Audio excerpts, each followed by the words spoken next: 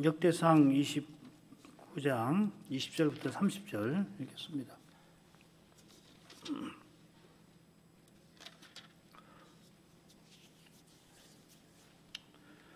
20절부터 읽겠습니다. 다윗이 온 회중에게 이르되 너희는 너희 하나님 여호와를 송축하라 하며 회중이 그 열조의 하나님 여호와를 송축하고 머리를 숙여 여호와와 왕에게 절하고 이튿날 여호와께 제사를 드리고 또 번제를 드리니 수송아지가 1천이요 수양이 1천이요 어린 양이 1천이요 또 그 전제라 온 이스라엘을 위하여 풍성한 제물을 드리고 이날에 무리가 크게 기뻐하여 여호와 앞에서 먹으며 마셨더라. 무리가 다윗의 아들 솔로몬으로 다시 왕을 삼아 기름을 부어 여호와께 돌려 주권자가 되게 하고 사독에게도 기름을 부어 제사장이 되게 하니라. 솔로몬이 여호와께서 주신 위에 앉아 붙인 다윗을 이어 왕이 되어 형통하니 온 이스라엘이 그 명령을 순종하며 모든 방백과 용사와 다윗 왕의 여러 아들이 솔로몬 왕에게 복종하니 여호와께서 솔로몬으로 이스라엘 무리의 목전에 심히 존대케 하시고 또 왕의 위엄을 주사 그 전 이스라엘 모든 왕보다 뛰어나게 하셨더라. 이새의 아들 다윗이 온 이스라엘의 왕이 되어 이스라엘을 치리한 날짜는 40년이라.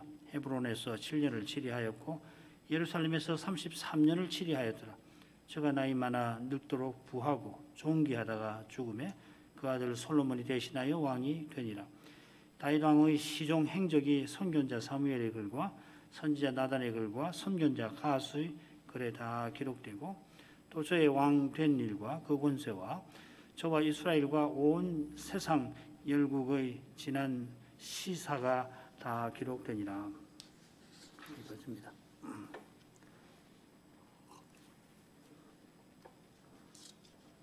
역대기 선지자는 다윗이 백성과 함께 성전 건축을 위하여서 헌상을 하고서 세상을 떠났다. 역대상 마지막에 기록을 합니다. 이것은 다윗이 오실 메시아를 바라며 평생 살았던 것을 가리킵니다. 메시아를 바라며 살았다 하는 것은 죄와 죽음의 현실에서 믿음의 길을 하나님 은혜를 구하며 그 길을 걸어간 것입니다. 그 길은 오직 자기 전부를 하나님께 맡기고 하나님을 전부로 삼는 태도, 이 헌상의 태도죠. 그런 태도로만 걸어갑니다. 그 길을 끝까지 걷고 그 길이 맞닿는 이어지는 저 하늘 본향의 영광을 보았을 때 다윗은 기쁨을 이기지 못합니다. 그 기쁨에 휩싸여서 그가 여호와를 송축하는 기도를 이어드립니다. 자기가 평생 섬겼던 온 회중도 자신과 함께 여호와를 송축하도록 권합니다. 오늘 그 부분부터 보겠습니다.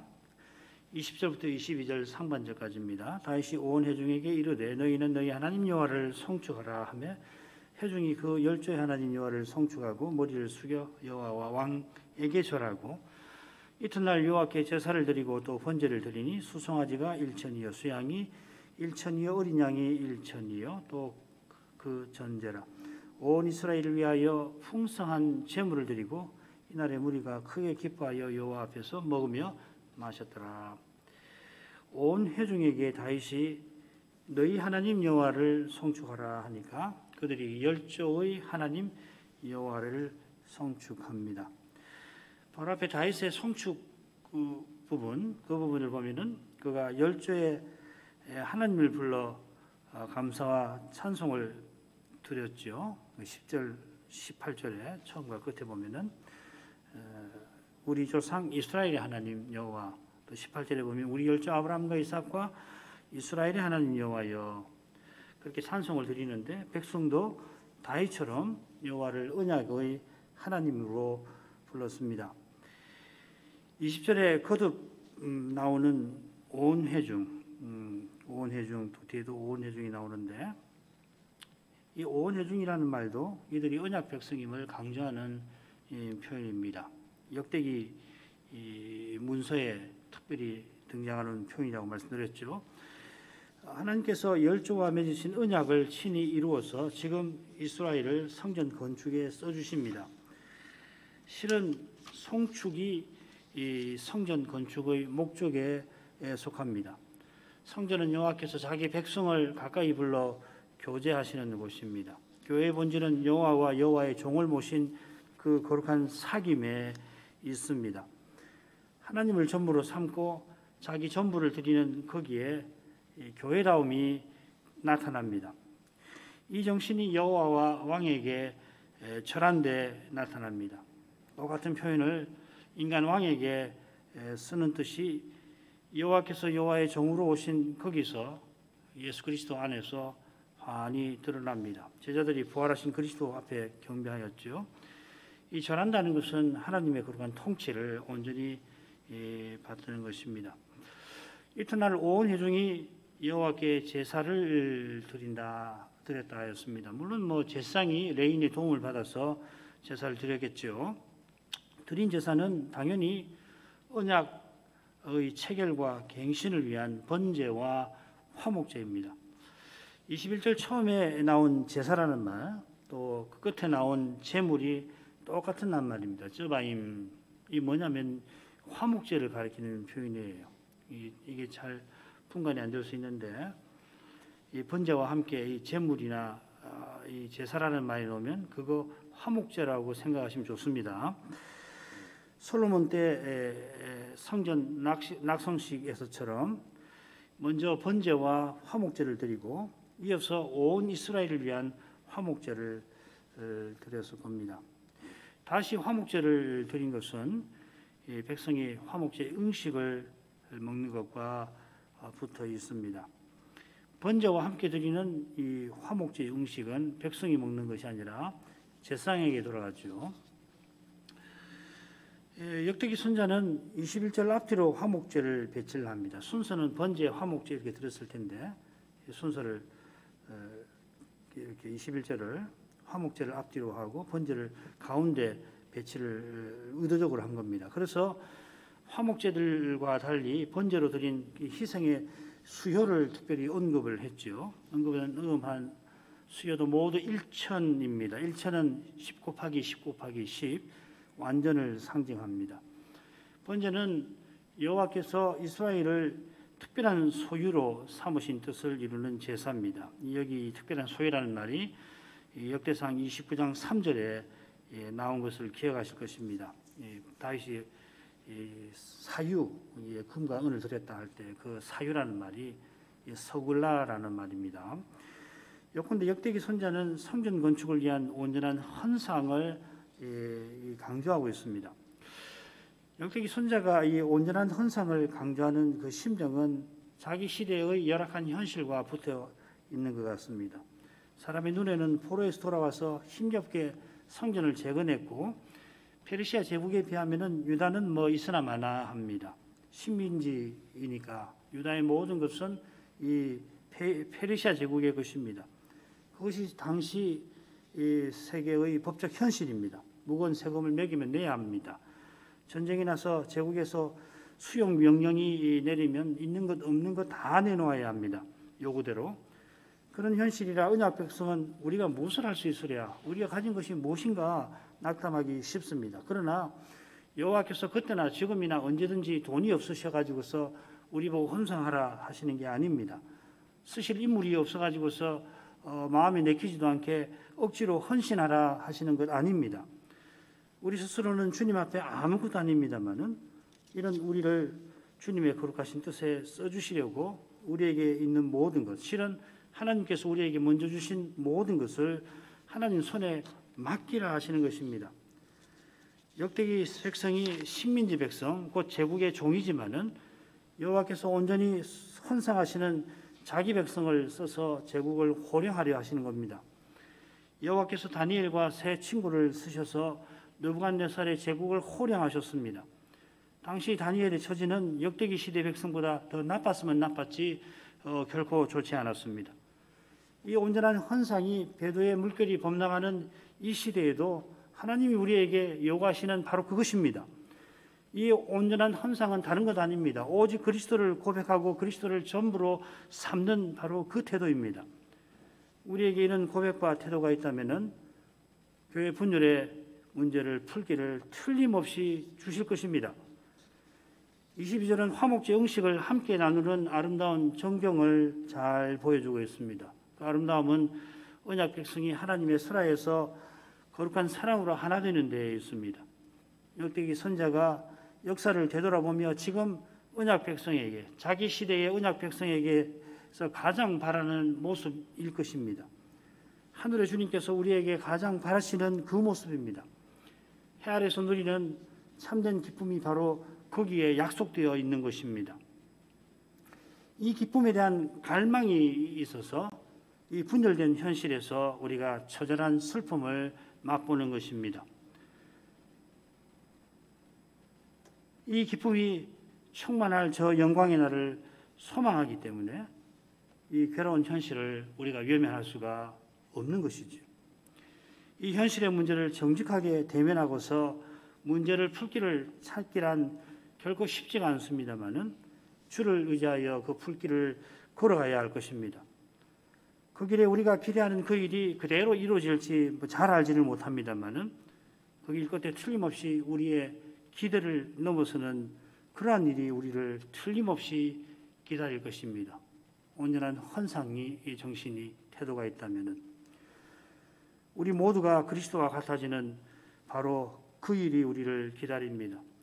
그처럼 믿음으로 걸어가는 그 길에 그리스도께서 함께 하셔서 친히 주님의 거룩한 영광을 드러내 주십니다.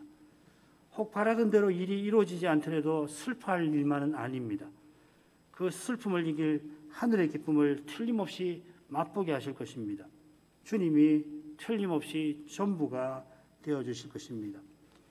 혹 모든 것을 다 잃었다 생각되는 그때에도 사실은 이미 다 얻게 하실 것입니다. 매주말로 가겠습니다. 다윗이 솔로몬을 왕 삼은 일이 이미 역대상 23장 1절에 나오니까 온 무리가 그를 다시 왕 삼고 기름을 부었다 합니다. 22절 하반절 23절 상반절입니다. 왕위에 오른 솔로몬이 형통하여 온 이스라엘과 신하들이 그에게 복종하였다 하는 내용이 중간에 나오고 끝으로 여호와께서 솔로몬을 존대하게 하시고 이전 모든 왕보다 뛰어난 왕의 위엄을 주셨다 하였습니다. 셋으로 나눠서 살펴보지요. 먼저 22절 하반절 23절 상반절입니다. 무리가 다윗의 아들 솔로몬으로 다시 왕을 삼아 기름을 부어 여호와께 돌려 주권자가 되게 하고 사독에게도 기름을 부어 제사장이 되게 하니라. 솔로몬이 여호와께서 주신 위에 앉아 부친 다윗을 이어 왕이 되어 역대기 선자는 오온의 중이 솔로몬에게 기름 부어 다시 왕 삼았다 함으로써 다윗이 생애 마지막에 성전 건축을 위임하면서 솔로몬을 왕 삼았던 일, 역대상 23장 1절을 상기시킵니다. 기름 부어 왕 삼은 일은 열왕기상 1장 32절부터 40절에 기록된 솔로몬의 대관식을 가리킬 겁니다. 거기 보면은 제사장 사독이 솔로몬에게 직접 기름을 붓습니다마는 다윗이 제사장 사독과 선지자 나단에게 저에게 기름 부어 이스라엘 왕을 삼으라고 명령하였습니다. 제사장 사독이 직접 기름을 붓지만은 나단 선지자가 함께한 것입니다. 제사장과 선지자가 기름 부었지만은 하나님께서 그들을 쓰셨습니다. 그래서 여호와께서 왕에게 기름 부어 이스라엘 왕을 삼으셨다. 요건 그 사울의 경우죠, 그죠? 사무엘이 사울에게 기름을 부었지만은 그러나 여호와께서 기름 부어 왕으로 삼으신 것이다 하는 말이고 사무엘하 12장 7절은 다윗과 관련해서도 그렇게 이야기하시는 거죠. 다윗이 온 이스라엘의 왕이 될 때는 이스라엘 모든 장로가 기름 부었는데 백성의 대표로서 그리한 겁니다. 그처럼 솔로몬에게 기름 붓는 것은 제사장과 선지자입니다만은 이 둘이 백성을 대표하고 대신하는 직분자니까 실은 온 회중이 기름 부은 것이겠습니다. 온 회중이 기름 부어 왕을 삼았지만은 온 회중을 쓰셔서 여호와께서 친히 솔로몬을 직분자로 세우신 것입니다.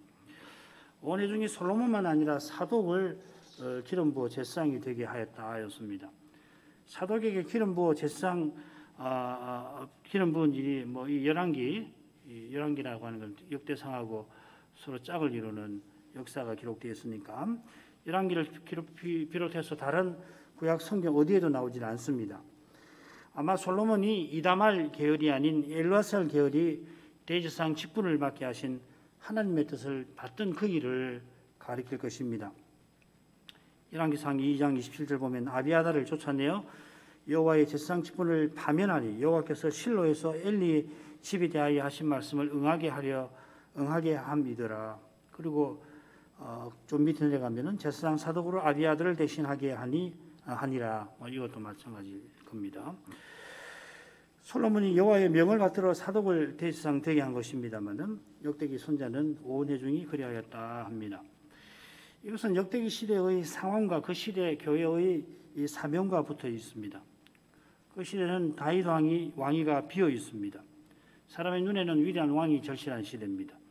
그런 왕이 제국의 종살이에서 벗어나게 해주었으면 간절히 바라는 마음이 언약 백성 안에 가득합니다. 그러나 선자는 위대한 왕인 다윗이나 솔로몬도 하나님께서 친히 세우신 종이고 그들을 왕으로 세울 때 온 회중을 쓰신 사실을 상기시킵니다. 사독 대제사장도 여호와께서 온 회중을 쓰셔서 기름 부어 세우셨습니다. 다윗이 이다말 계열이 아닌 엘르아살 계열로 대제사장 삼고자 했지만 그게 하나님 뜻인 줄 알지만은 하지를 못했죠. 그래서 죽을 때까지 아비아다라고 사독을 둘을 이 대제사장직에 임명을 하지 않습니까? 다윗이 못했어요. 하나님께서 하셨고 그 일에 온 회중을 쓰셨습니다. 사람 눈에는 역대기 시대의 백성이 힘없고 볼품없는 식민지 백성이지만은 이들을 쓰셔서 하나님께서는 다윗이 성전 건축을 준비하며 바라던 그 영원한 왕을 보내실 것입니다. 유다 사람 다니엘이 선자로 세움받아서 느부갓네살과 고레스에게 큰 영향을 끼쳤던 것은 하나님께서 세우신 온 회중 곧 구약교회와 붙어있지 다니엘이 홀로 탁월한 데 있질 않습니다. 다윗도 본래 양을 따르던 목동에 불과했지만 하나님께서 자기 백성의 구원을 위하여서 하나님의 언약을 이루시기 위하여서 그를 백성의 목자로 세우셨습니다. 심지어 여호와께서 여호와의 종이 되셔서 되시기까지 하시며 언약을 친히 이루셨습니다. 우리가 그리스도의 몸과 지체가 되게 하려고 그리하신 것입니다. 이 거룩한 목적을 위해서 하나님께서 교회의 선물들을 주시고 있고 또 주실 것입니다. 비록 사람 눈에는 역대기 시대의 교회가 보잘것없지만은 하나님은 온 회중을 특별한 소유로 귀히 여기십니다.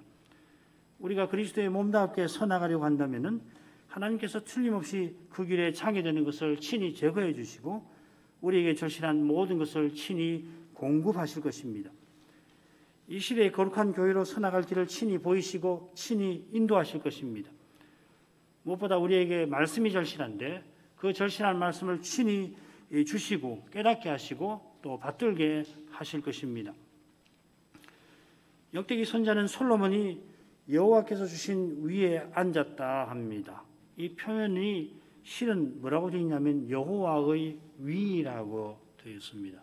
여호와께서 주신 위 이렇게 풀어져 있지 않고 여호와의 위라고 되어 있습니다. 기세 아도나이 야훼 이렇게 되어 있습니다. 열왕기상 2장 12절에서는 솔로몬이 다윗의 위에 앉았다 이렇게 되어 있습니다. 아마 한글 개역 번역자들은 이런 뜻을 살려서 여호와의 위를 여호와께서 주신 위라고 새긴 줄로 생각됩니다. 그런데 역대기 선지자가 여호와의 위라고 이렇게 표현을 쓴 이유가 다윗 언약과 붙어 있습니다. 역대상 17장 14절 마지막 부분인데 내가 영영이 그를 내 집과 내 나라에 세우리니 그 위가 영원히 견고하리라. 다윗의 후손이 왕이 되어 다스릴 나라가 내 나라 곧 여호와의 나라입니다. 사람의 눈에는 솔로몬이 다윗의 위에 오른 것입니다마는 다윗이 바라던 나라는 인간 나라가 아니라 영원한 나라 하나님 나라입니다. 자기가 왕이지만은 영원한 나라의 왕이신 여호와를 섬기는 종입니다.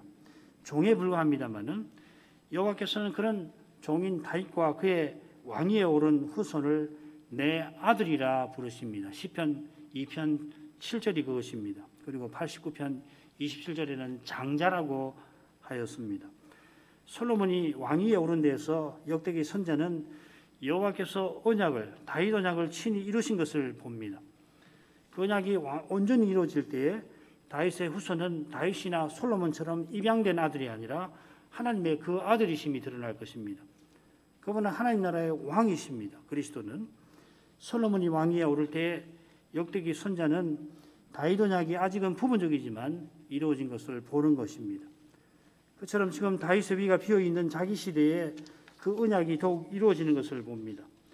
여호와의 나라만 아니라 여호와의 집 성전에 세움받을 메시아가 오실 그때가 다윗 시대보다 가까워진 것입니다.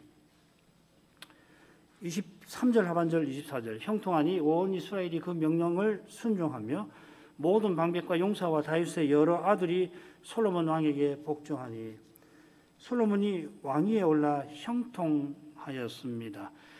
이 표현이 형통하다는 표현이 짝을 이루는 역대상 22장 1절부터 19절까지가 이 부분과 짝을 이루는데 두 번 나옵니다. 11절 13절입니다. 다윗이 솔로몬에게 성전 건축을 위임하면서 솔로몬이 하나님의 율법을 삼가 지키면은 형통할 것이라 했는데 솔로몬이 과연 형통하였습니다. 이건 무슨 표현이냐면 그가 성전 건축의 사명을 감당할 만한 그러한 상태에 있다 하는 뜻입니다. 이것은 온 이스라엘이 그에게 순종하고 모든 방백 용사 다윗 왕의 여러 아들들이 복종하는 데서도 잘 드러납니다. 다윗 왕의 여러 아들이라고 번역을 했습니다만은 원문은 모든 아들이라고 되어 있습니다. 여러 아들이라고 번역을 이 한글 개역 번역자들이 번역한 건 필시 아도니아를 고려한 것일 겁니다. 그러니까 소홀해서 한 게 아니라 신중하게 하나님 말씀을 번역하니까 여러라는 표현을 그분들이 썼을 겁니다. 아도니아가 반역하여서 왕위를 탐했다가 결국 아버지의 동료 아비삭을 아내로 삼겠다 한 일로 솔로몬에게 죽임을 당하죠. 이처럼 솔로몬이 왕위에 오르기까지 갈등과 위험이 있었습니다마는 하나님께서 친히 위험을 막아주시고 갈등을 해소해 주셨습니다. 솔로몬이 군대 권력을 틀어지던 요압과 종교 권력을 쥐고 있던 아비아달도 제거하게 하셨습니다. 그가 아버지께 위임받은 사명을 이룰 수 있게 하셨습니다. 솔로몬이 왕위에 오르는 일에서 역대기 선자가 얻으면은 꼭꼭 숨겨버리고 밝은 면만을 기록한다 하는 건 아닙니다. 열왕기상에 기록된 위태로운 사건들을 역대기 시대의 백성들이 다 압니다. 감춘다고 감춰지지 않는 사건들입니다. 그처럼 솔로몬이 훗날 우상 숭배에 빠지게 되는데 역대기 선자가 이 사건을 역대하에 기록하지를 않습니다. 그렇지만은 그의 시대에 이 솔로몬의 우상 숭배를 모르는 사람은 없었을 겁니다. 그런 우상 숭배가 솔로몬 이후에 겹치고 겹쳐서 마침내 유다가 포로 잡혀갔던 겁니다. 다른 사람들은 몰라도 포로에서 돌아온 분들이 이런 사건을 모를 리가 없습니다. 그처럼 역대기 선자가 솔로몬의 등극 때에 온 이스라엘이 그의 명령에 순종하고 모든 방백과 용사 다윗의 모든 아들이 그에게 복종했다 기록한 것은 다음 부분에 나오는 대로 여호와께서 친히 언약을 이루신 그 사실을 강조하려고 하는 것입니다. 눈앞에 펼쳐진 현실은 어둡습니다마는 그 현실에서 역대기 선자는 하나님의 역사하심을 보는 것입니다. 하나님께서 말씀하신 대로 행하시는 거기서 신자는 구원과 소망을 발견합니다. 하나님 말씀을 순수하게 전하고 받는 거기서 그래 하나님을 참으로 예배하는 거기서 하나님께서 말씀하신 대로 행하시는 사실이 환히 드러나는 것입니다. 거기 그리스도가 임재하시고 하나님께서 함께 하시니 그러합니다. 우리가 교회로 서서 나간다고 할 때 이 점이 중요한 것입니다. 무엇을 행해야 한다, 사명을 행해야 된다, 그렇게 거창한 말을 쓰는 것입니다만은 그 본질은 여기 있는 겁니다. 거룩한 사귐으로서 성도의 교제로서 교회가 그런 모습으로 서나가면은 그 사명을 이미 행하고 있는 것이고 특별히 이 시대의 사명은 바로 그것이라고 우리 교회는 처음부터 그런 교훈을 받아온 줄 압니다. 그것은 이 시대만 아니라 어느 시대든지 마찬가지일 것입니다. 인생이 이 땅에서 행하는 것이 무엇이겠습니까? 우리의 삶에서 우리가 이루었다고 생각할 수 있는 일이 영원한 하나님 나라에 비춰서 과연 무엇이겠습니까? 그러나 이런 우리이지만은 하나님께서 그리스도께서 함께 하셔서 영원히 의미 있는 일을 친히 이루어지시는 것입니다. 그래서 예배가 중요한 것이고 하나님 말씀을 순수하게 전하고 받는 이 일이 본질적인 것이에요. 이것이 되면 교회는 되는 것이고 이것이 안 되면 안 되는 것입니다. 복잡하게 생각할 것이 하나도 없습니다. 교회 분열의 문제를 생각할 때 바로 이 관점을 가지고서 보셔야 하는 것입니다. 마지막 부분 보죠. 25절. 여호와께서 솔로몬으로 이스라엘 무리의 목전에 심히 존대케 하시고 또 왕의 위엄을 주사 그전 이스라엘 모든 왕보다 뛰어나게 하셨더라.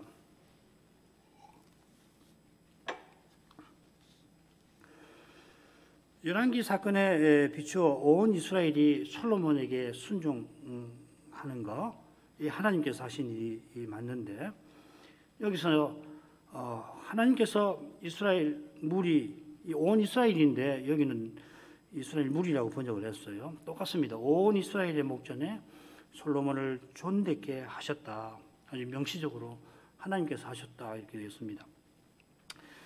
온 이스라엘들을 순종하게 하시는 것이 곧 솔로몬을 심히 존대케 하신 것이겠습니다만은 이 역대기 선지자가 이 표현을 쓰는 뜻이 있습니다. 지금 심히 존대케 하다 하는 이 표현이 이 짝을 이루는 단락에 보면은 솔로몬이 건축할 성전에 그대로 쓰여 있습니다. 거기 보면은 극히 장려하여 솔로몬이 건축할 전은 심히 장려하다 같은 말입니다. 여호와께서 솔로몬을 심히 존대케 하신 것은 극히 장려한 성전을 지을 만하게 해주신 것을 가리키는 겁니다. 여호와께서 또한 솔로몬에게 왕의 위엄을 주셨습니다. 여기 위엄이라고 하는 말이 바로 앞에 솔로몬의 그 송축에 나오죠. 거기 보면 하나님의 그 속성이 5가지로 나오지 않습니까? 광대하심, 권능, 영광, 이김, 위엄이 다 주께 속하였다 할 때 그 위엄하고 똑같은 말입니다.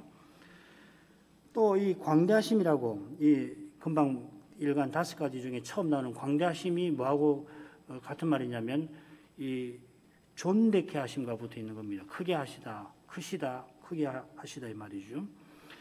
요컨대 광대하시고 위엄 있으신 여호와께서 솔로몬에게 광대함과 위엄을 주셨다 하는 말입니다.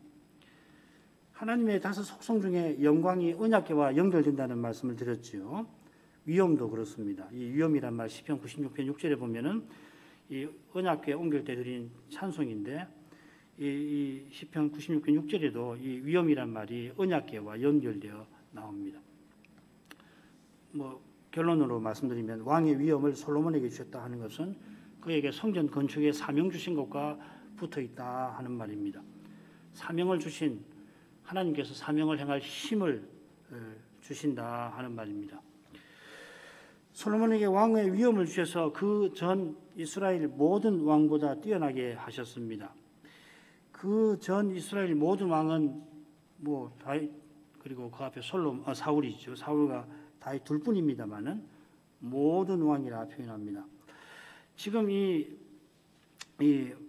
모든 왕보다 뛰어나게 하셨다. 이거 비슷한 표현이 열왕기상 솔로몬의 대관식에 나옵니다. 역대 열왕기상 1장 47절 왕의 하나님이 솔로몬의 이름을 왕의 이름보다 아름답게 하시고 그 위를 왕의 위보다 크게 하시기를 원하나이다. 37절에도 브나야의 말이 나오는데 비슷합니다. 다윗의 신복들이 그런데 다윗 왕에게 축복하면서 왕의 하나님이 솔로몬의 이름을 왕의 이름보다 아름답게 하시기를 원합니다. 이렇게 소원을 표현한 겁니다. 그러니까 다윗과 솔로몬을 그저 비교하면서 지는 해를 버리고 떠오르는 태양, 떠오르는 해를 그들이 지지한다는 건 아닙니다. 하나님께서 솔로몬의 이름을 더 아름답게 하시고 그의 위를 더 크게 하시기를 다윗 자신이 바라는 거죠. 다윗은 솔로몬의 통치가 자기보다 더 낫기를 바랍니다. 그 이유가 뭐냐면 자기 죄로 말미암아 나라가 큰 위험에 떨어졌던 데 있고 그래 오실 메시아께서 죄 없는 나라를 세워주시기를 바라본 데 있는 것입니다. 다윗의 이런 심정을 잘 아는 신복들이라 같은 믿음으로 솔로몬의 치세가 더 낫기를 바라는 것입니다. 그래서 다윗의 하나님께서 그렇게 해주시기를 구한 것이죠. 비슷하게 여기 한글 개역 성경에 뛰어나게 하셨다 이렇게 되어 있습니다만은 번역을 정확하게 하면은 이전 모든 왕에게 주시지 않은 왕의 위엄을 주셨다, 그런 뜻이에요. 번역을 이렇게 하는 게 했으면 좋았을 뻔했습니다.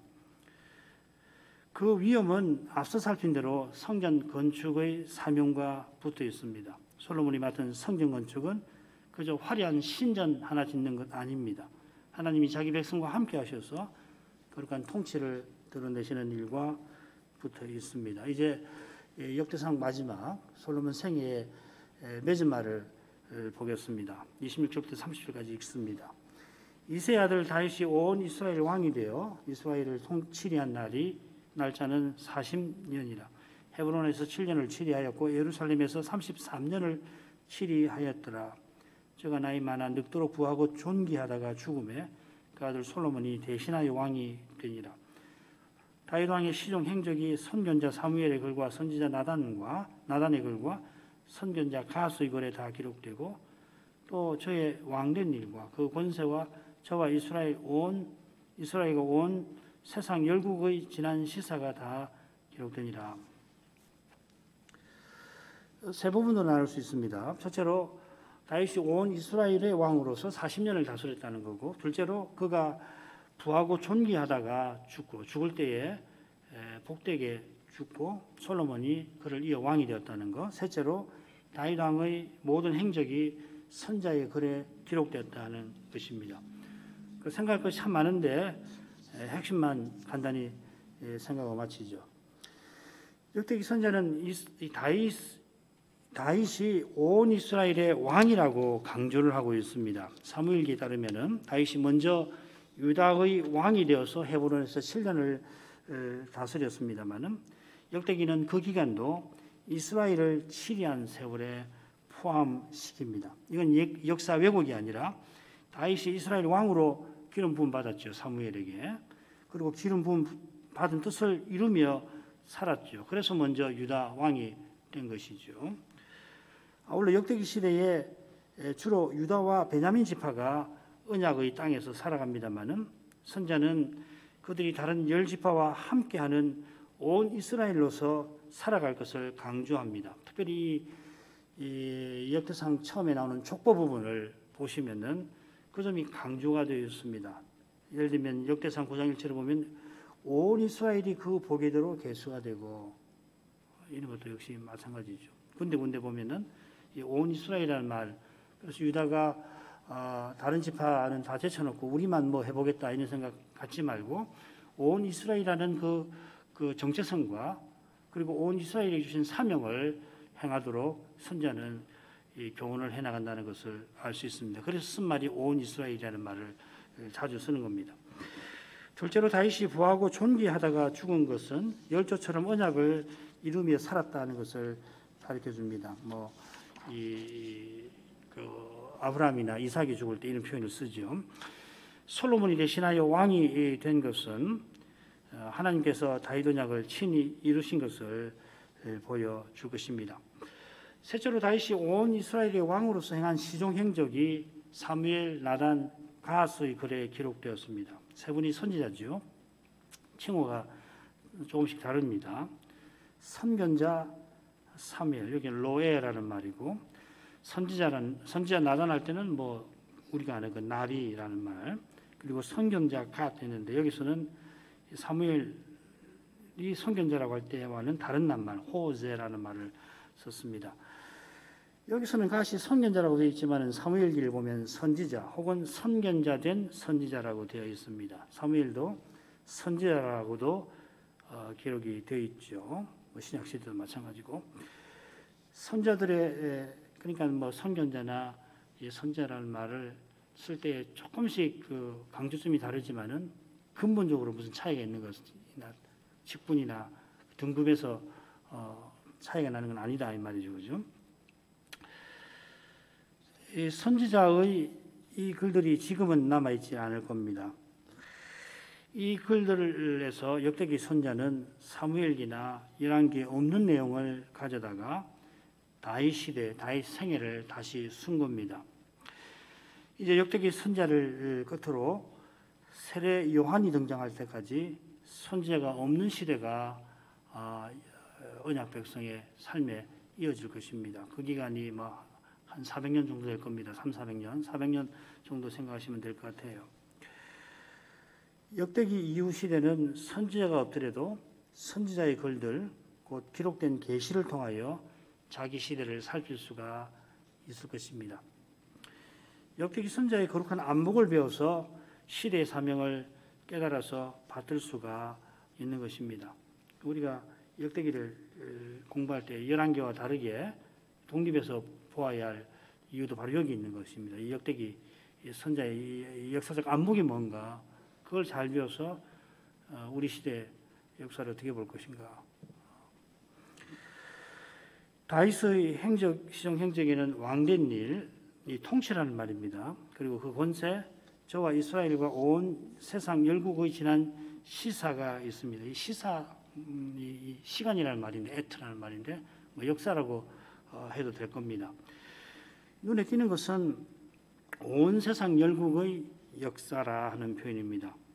온 세상 열국이라는 표현은 역대기에만 나옵니다. 그리고 이 온 세상이라는 말도 주로 포로 이후의 성경책에 대부분 나옵니다.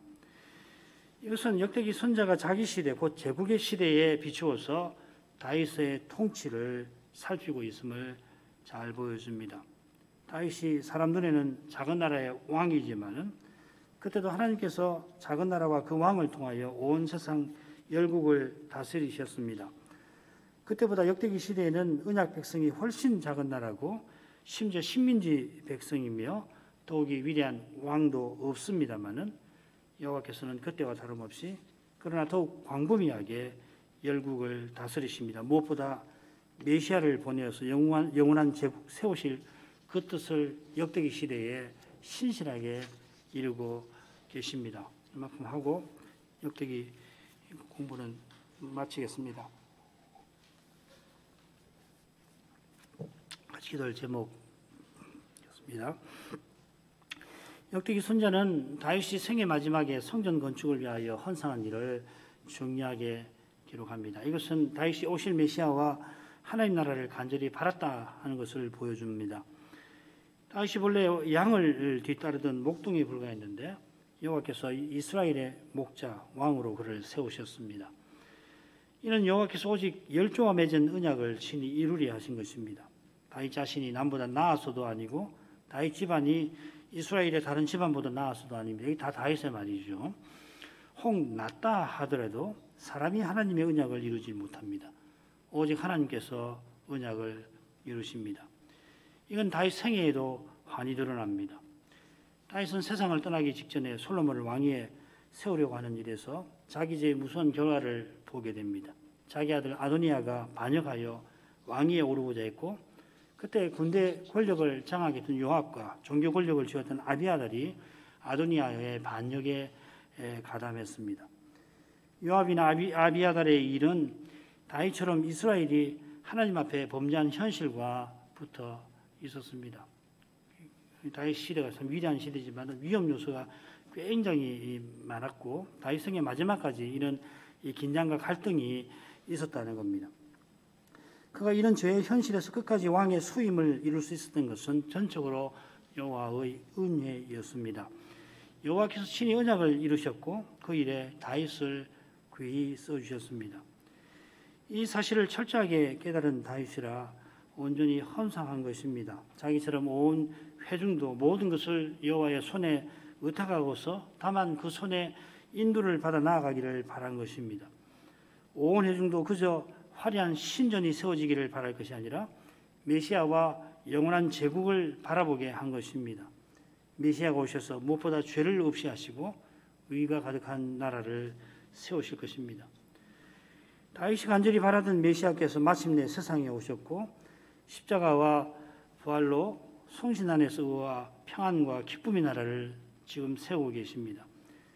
이 나라가 그리스도의 몸인 교회를 중심으로 이 세상 가운데 나타나도록 하십니다. 이 세상이 마땅히 그리스도께 순종해야 합니다만은 아직 다 그렇게 하지 않습니다. 이런 일은 이 세상에만 있는 거 아니라 교회에도 있습니다. 그리스도를 좇는 길은 자기 십자가를 지고 따르는 길입니다. 사람이 스스로는 택하지도 않고 걷지도 못하는 길입니다. 주님께서 그 길을 친히 내시고 친히 그 길로 인도하십니다. 주님의 인도를 받으려면은 오직 주님만 모시고 주님을 전부로 삼아야 합니다. 그러면은 주님은 틀림없이 전부가 되어 주십니다. 혹 우리가 기대하던 대로 현실이 전개되지 않을지라도 주님께서는 그때에도 틀림없이 우리에게 해답을 주십니다. 사실 우리가 생각하는 것을 넘어서는 방식으로 해답을 주실 것입니다. 영광의 소망으로 우리와 함께 계시는, 우리 가운데 계시는 그리스도께서 모든 해답이심을 알게 하실 것입니다. 이러한 믿음이 세상을 이깁니다. 죽음의 권세도 이 믿음으로만 이깁니다. 우리가 이제도 이런 믿음을 간절히 구하겠습니다. 기도하겠습니다.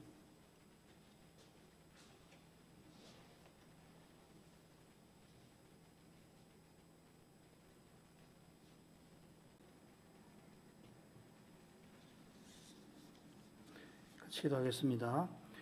거룩하신 아버지, 역대기 선지자가 다윗의 생애 마지막에 관하여 기록한 그 말씀을 오늘 함께 살폈습니다.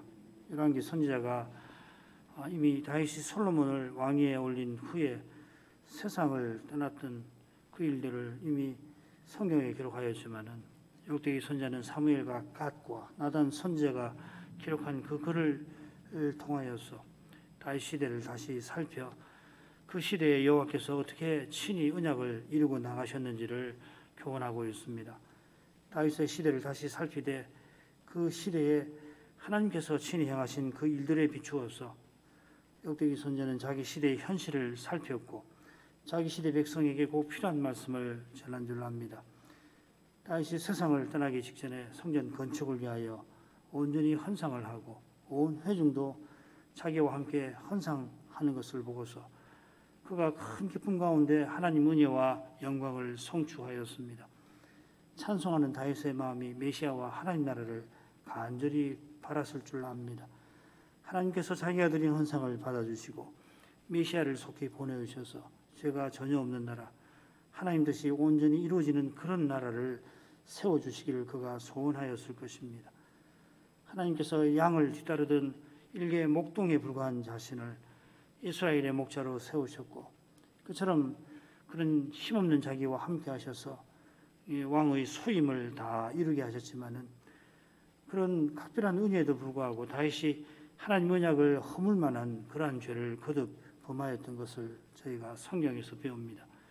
그처럼 그가 하나님 은혜로 적군을 물리치고 율법을 따라 나라를 다스렸지만은 하나님 은혜로 행한 그 선행에도 그가 자기 시대를 뛰어넘지 못하는 그런 부족과 연약과 한계가 있음을 배웠습니다. 하나님께서 끝까지 다윗을 붙들어 주셔서 마침내 그 소임을 다 이루어서 세상을 떠날 수 있게 하신 줄 압니다. 하나님께서 메시아를 보내시려고 그를 끝까지 그 일에 써 주셨을 것입니다.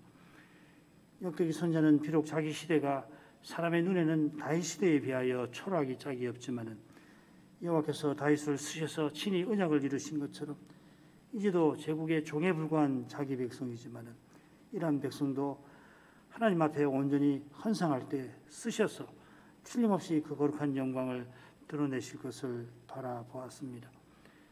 포로 잡혀 같은 다니엘이 황궁의 가장 말단 관리에 불과했지만은 그런 다니엘을 통하여 하나님께서 이스라엘을 포로에서 돌아오게 하시고 그들을 쓰셔서 성전을 재건하고 성벽을 중건하게 하셨습니다. 하나님께서 친히 인간 제국을 호령하고 계셨습니다. 중요한 것은 이 만왕의 왕이신 하나님께 온전히 헌상하는 믿음이겠습니다. 하나님께서 제국을 호령하는 데에는 인물이나 재물이 없어 그 일에 인물도 재물도 하나님에게 없어서 헌상하라 하신 게 아닐 것입니다. 온 세상이 다 하나님의 것입니다. 하나님께서는 없는 것을 있는 것 같이 불러내시는 창조주이시고 죽어 시신이 되어버린 인생을 살리시는 구원의 하나님이십니다. 역대기 시대가 사람의 눈에는 다윗 같은 영웅이 절실하지만은 그러나 실로 그 시대에 또 어느 시대이든지 절실한 것은 하나님이 친히 언약을 이루어주시는 바로 그 사실이고 그 거룩하신 하나님을 전심으로 믿고 의지하는 믿음이겠습니다. 이런 믿음으로 저희가 이 시대의 거룩한 주님의 몸으로 서나가게 되기를 간절히 구합니다.